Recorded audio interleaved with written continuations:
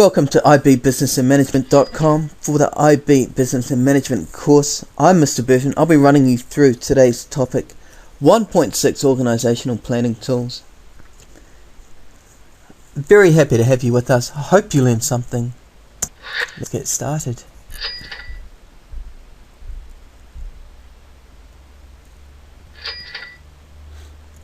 Now, there are three levels of decision making within a business: strategic, tactical, and operational decisions. We've looked at these before. Strategic decisions are made by the owners or the board of directors of a company. Remember, these are the long-term aims. Tactical decisions are made by managers in the pursuit of those aims, and operational decisions are made by most employees.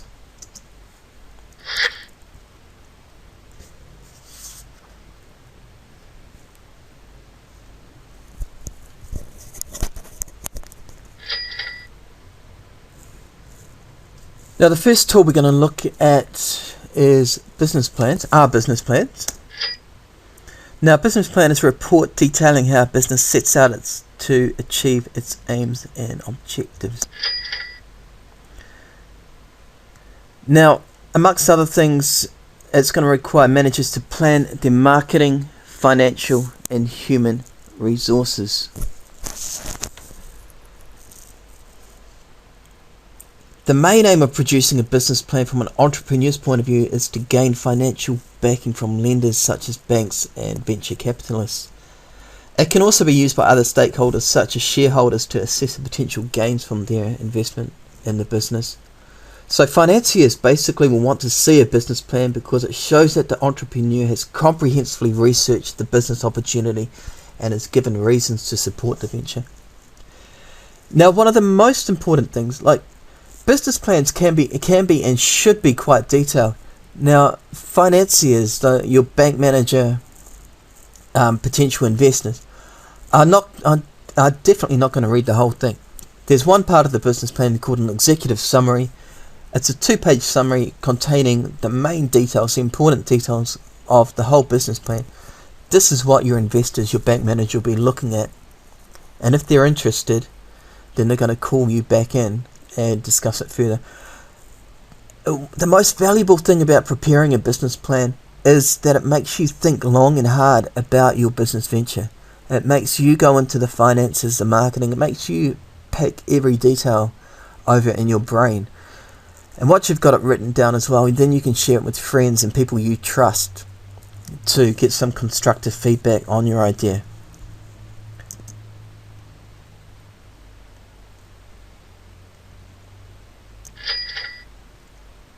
What's in a business plan?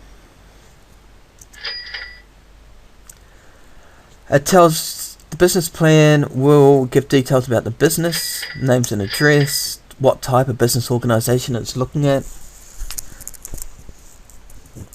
what are the aims and objectives, costs of premises and other startup costs, details of the owners and their past business experience.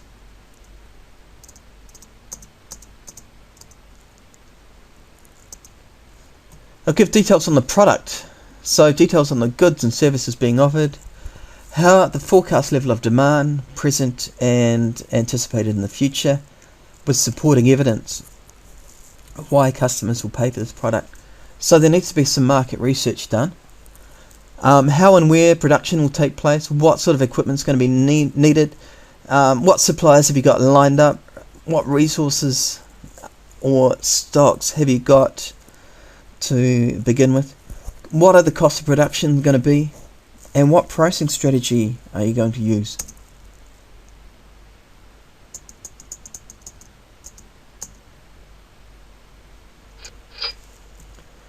We have analysis of the market, the size of the market as determined by the potential number of customers for the product, the nature of the market, what segments, what target, what consumer demographics are we targeting? Are we focusing our product on teenagers, the older retired market, affluent, middle income affluent, middle income, that makes sense. Affluent people, middle income earners, how much the market's grown, how much do you expect the market to grow in the foreseeable future, and an outline of both direct and indirect competitors, including their market share, their strengths and their weaknesses. So again, market research is going to be very important. Finance. What proposed sources of finances? How are you going to fund the business? A break-even analysis. We'll have a look at that in our final topic under production. Steps that we're going to have a look at cash flow problems, outline cash flow problems and steps that can be taken to reduce that for the business. What security, what financial guarantee can be offered to lenders in case of default. Cash flow forecast, projected earnings from sales and monthly cash payments on an ongoing basis. Profit and loss account showing the estimated profit for at least the end of the first year. Projected balance sheet for the end of the year showing the firm's assets and liabilities. And a forecast rate of return for investors in a business venture. If I give you $1 million, what forecast rate of return am I expecting to get for my investment?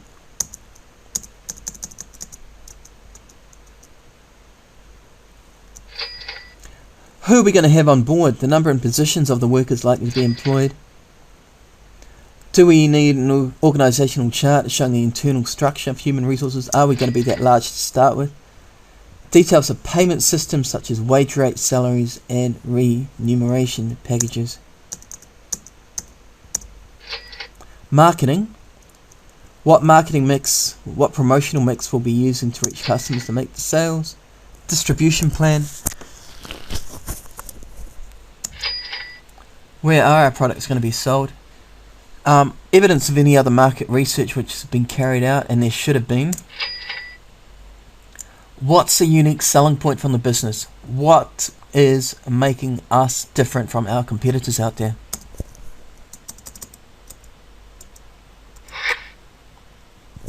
Right, so you can see that business plans are quite detailed indeed.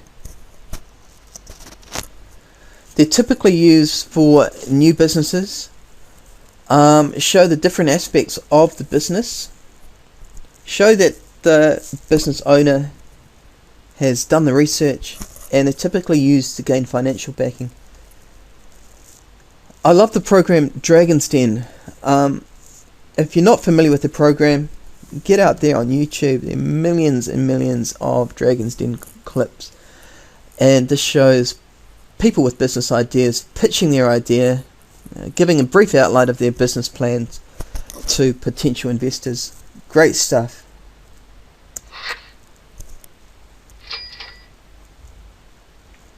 SWOT analysis is another key tool.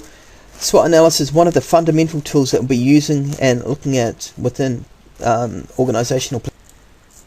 Now, the SWOT analysis is a form of strategic analysis that identifies and analyses the main internal strengths and weaknesses and external opportunities and threats. So internal strengths and weaknesses.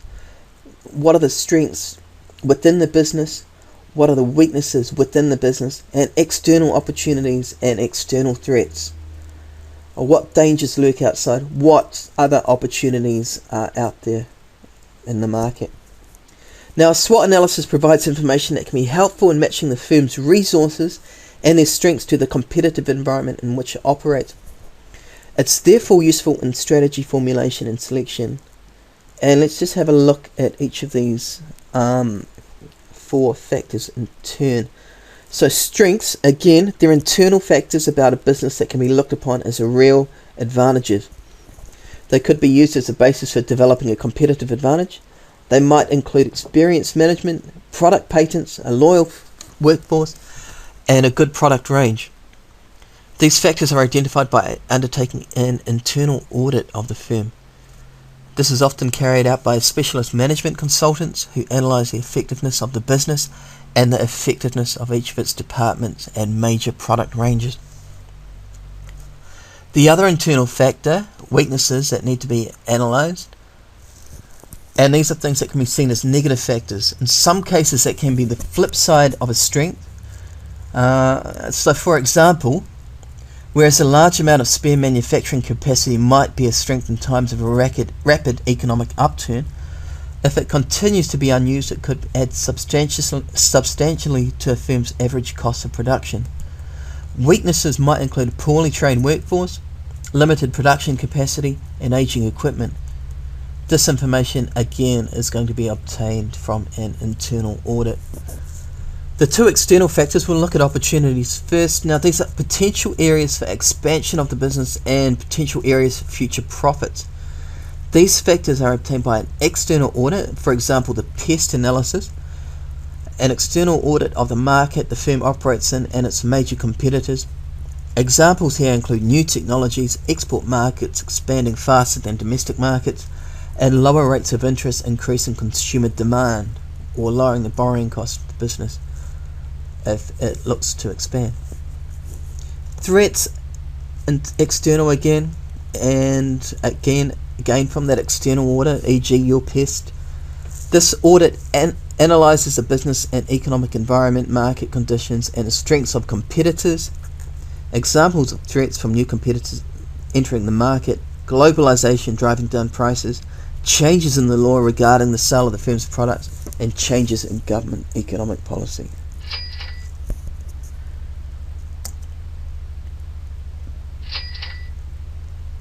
So, strengths, internal and the current. Weaknesses, internal and their current. Opportunities and threats. Now we're talking things that are likely to happen. So opportunities are external and they're likely, and threats are external and likely. It's a key distinction you need to make. The IB examiners will hammer you if you put your external factors, you mix up your external and your internal factors when conducting a SWOT analysis. You must know what's external and what's internal. Here's an example of a SWOT analysis that's been done for a coffee company. Its strengths, its weaknesses, all internal, the opportunities and threats, all external. Pause the video now and have a quick read of that. A good pest analysis outlined in the nice format.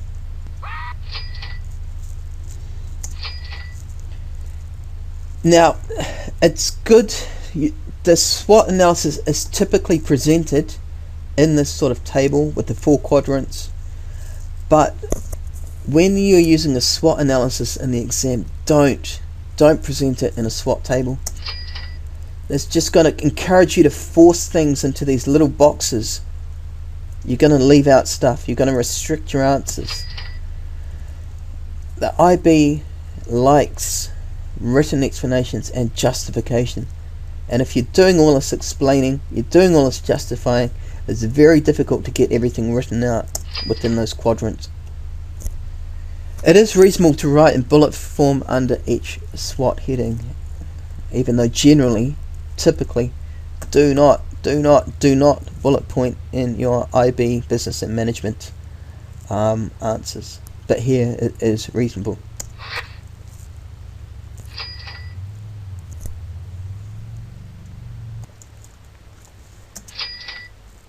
Right, progressing with the SWOT analysis. Now, the SWOT is a simple and effective tool for decision making.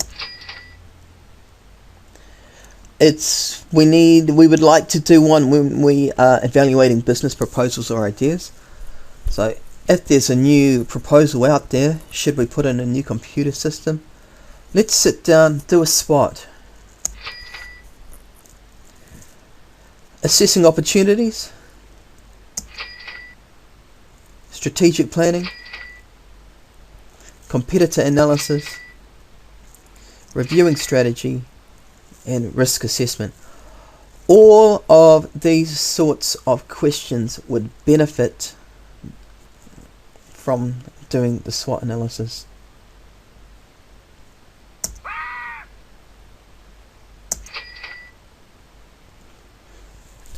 Advantages of SWOT: simple and quick, can cover a wide range of decisions as we've just looked at, everything from evaluating proposals to risk assessment. Very effective for planning strategy. They encourage the business to think ahead and be proactive, not retroactive, and reduce risk of decision making. However, there are significant limitations to SWOT as well. It's simplistic, it's static. The SWOT you do today may well be different to the SWOT that needs to be done in 6 months' time. It depends a lot on the openness of decision makers. With any strategic analysis, the business is going to have to devote time to it, money to it, and human resources to it. And it definitely will not be used in isolation. The SWOT will be done with other decision-making tools as well.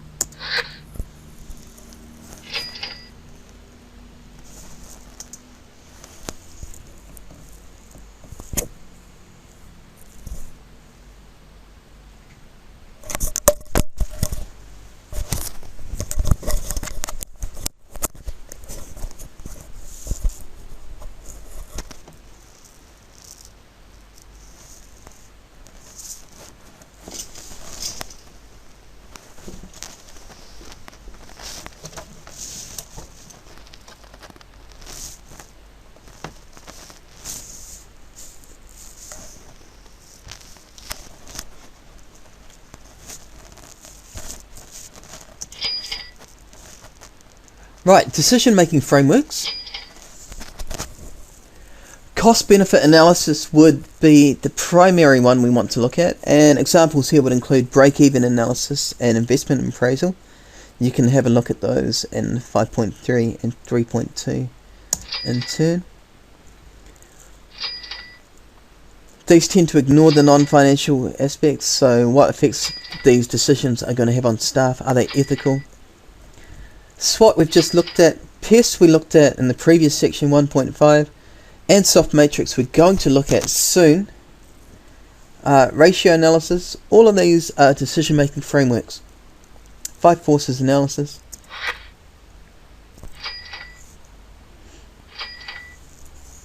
Higher level now, scientific versus intuitive decision making.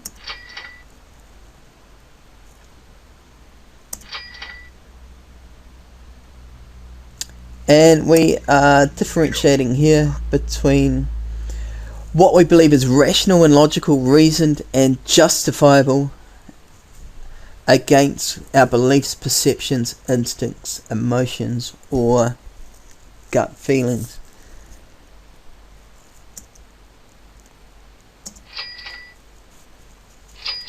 The best decision making processes use a mixture of both. It's argued that scientific decision making is generally better, and also if you need to justify your decisions, it's important to be able to back up these decisions. So therefore scientific, where you've looked at the data, you've done some analysing, you've talked to a lot of people, you've gathered your information, and you can sort this information, process it, and use it to justify a decision. Now, intuitive decision making, the more experienced you are, the better able you are just to make a quick snap seat of the pants decision. If you need to make a quick decision, or if there's lots of information, there's scientific studies actually that have looked at the more information that's presented, the worse the decision generally tends to be. So, experience, intuitive decision making is good when there's lots of information on hand, or a quick decision needs to be made, or both.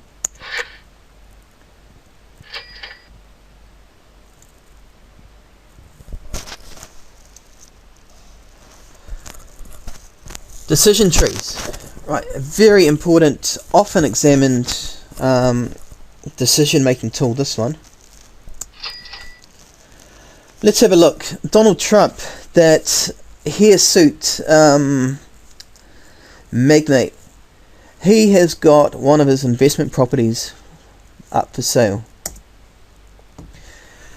Now, what he can do, he could sell the place now, and he knows that he'll get $500,000 return on sale price minus about $8,000 in costs, solicitors and agent fees, etc. So if he sells his property now, he is going to make $492,000 net. Now, keep that information at the back of your mind. Or the same property, and he could wait a year. Now, if he waits a year, he possibly could be able to get $550,000 back from the sale price, he thinks.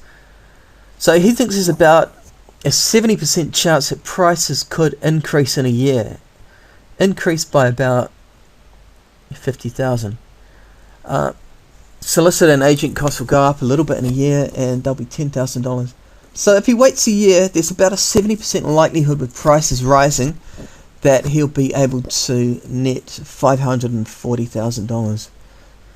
So comparable, you got that $540, that possibility against the $492 at the moment. But remember, and importantly for the decision trees, they're based on probability. He's done his market analysis. He's very experienced in the property market. He believes if he waits a year, there's a 70% chance that prices will increase, but it's only a 70% chance, it's not for sure. There's a 20% chance that prices will remain stable, so if he waits a year, he'll still return $492,000 net. But there's also that small chance, a 10% chance, he believes that prices could actually decrease. So if he waits a year, prices will sink, possibly.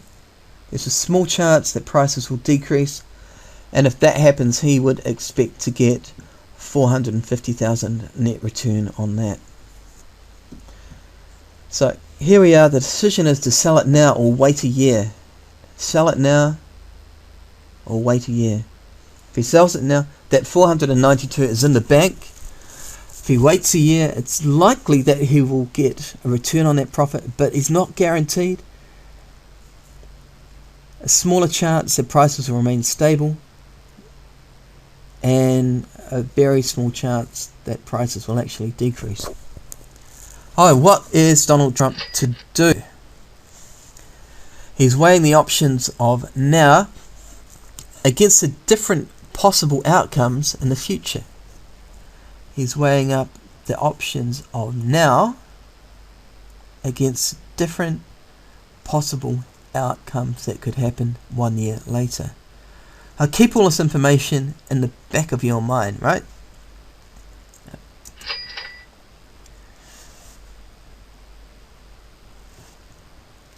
These options in the future are based on likely or anticipated probabilities.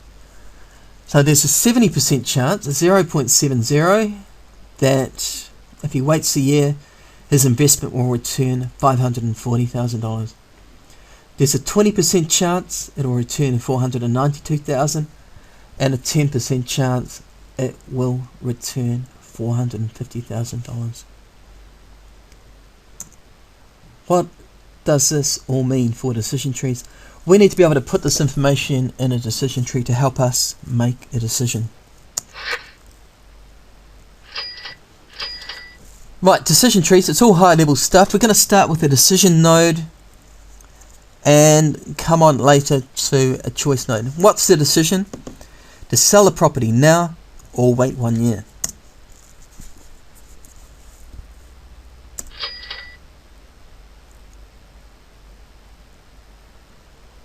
Right, one decision, sell now, sell in a year's time. Now we know, we've looked at the figures, if we sell the property now, we're going to net $492,000. Now the choice notes outline the different options that are available to us. Right. There's the option that prices will increase, and in this case they will return $378,000. I'll go into this in a second. Prices remain unchanged, and prices will decrease.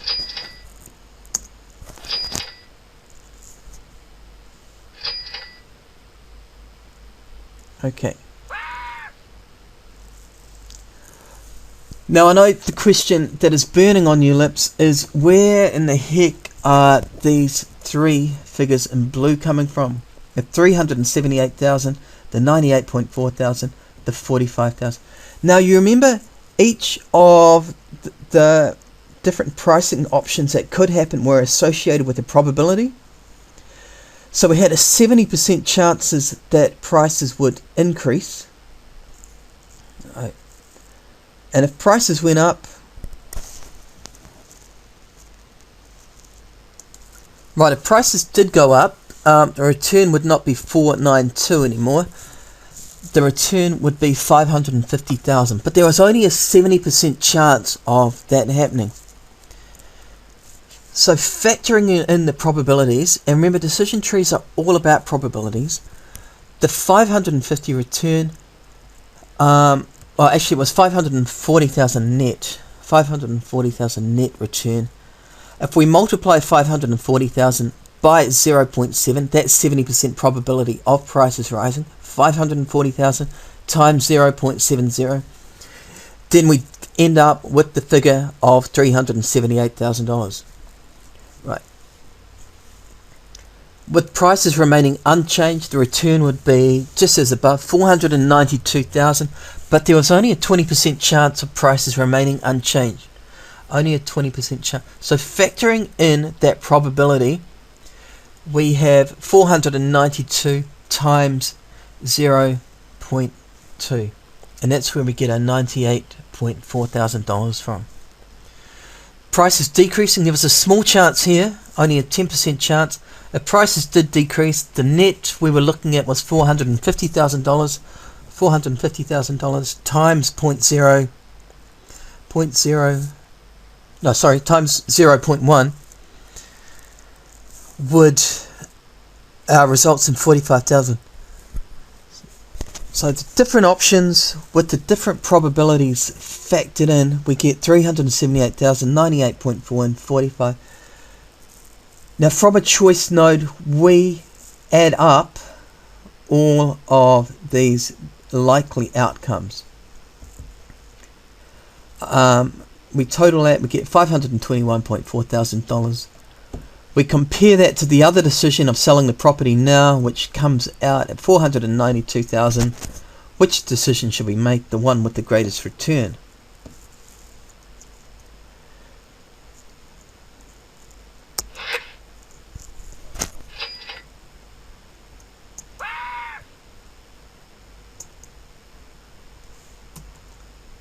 Right. Practice decision making trees. Practice such a common IB Business and Management exam question. Such a common IB Business and Management exam question. Here's a good one to start with. Go away and do it. Pause the video here because the answer will follow.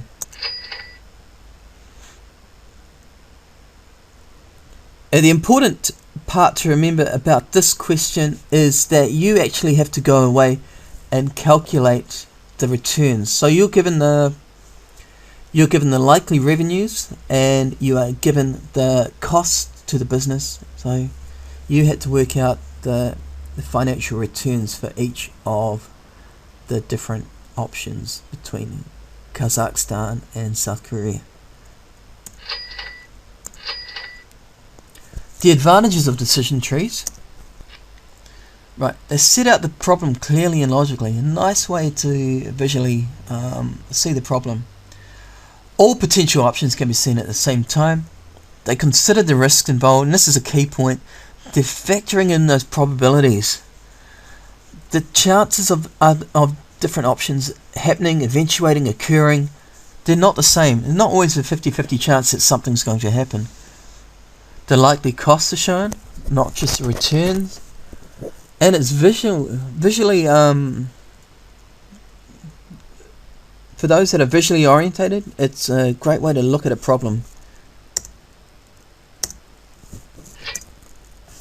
And our disadvantages, and the probabilities, they're only estimates. They're all based on quantitative data only, so they're ignoring those other qualitative factors.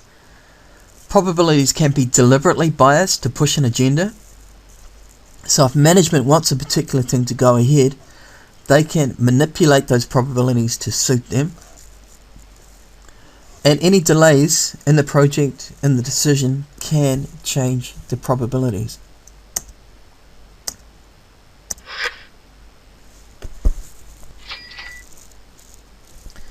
The Ishikawa Fishbone, another common decision-making tool. What we have is a problem or an outcome that we want to have a look at. Typically a problem. It's a problem-solving technique. And try to identify the causes of the problem.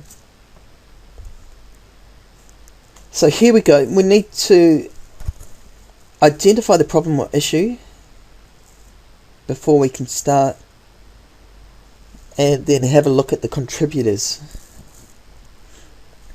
And typically the four things that are most focused on are the equipment, people, materials, and processes that can contribute to an outcome or a problem. And it's designed to find the key source of a problem.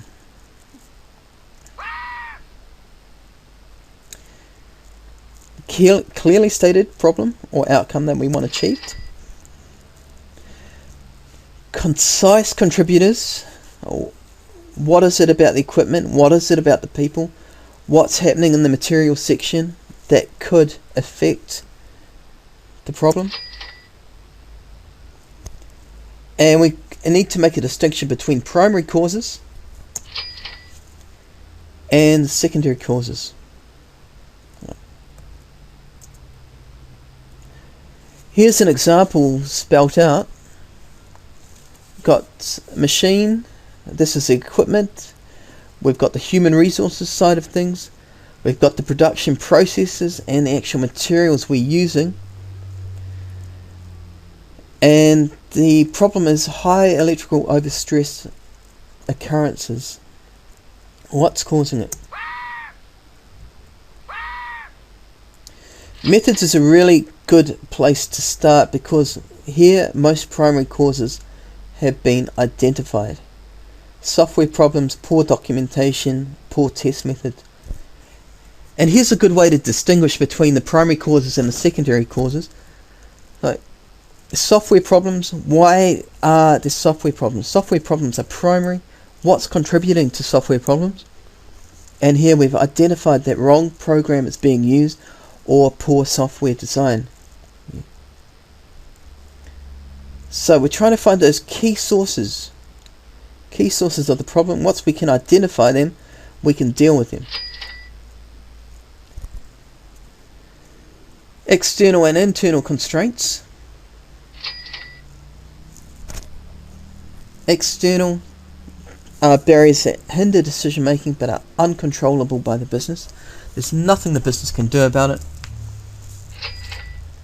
Internal constraints, barriers that hinder decision making and are controllable by the business. Two important distinctions there you need to be aware of.